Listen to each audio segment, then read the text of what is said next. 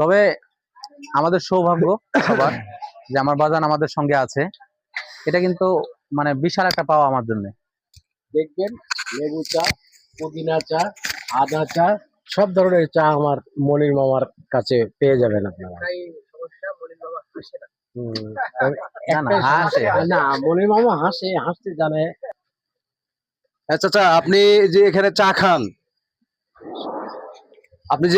খান, তো চায়ের কোয়ালিটিটা কিরকম হয়?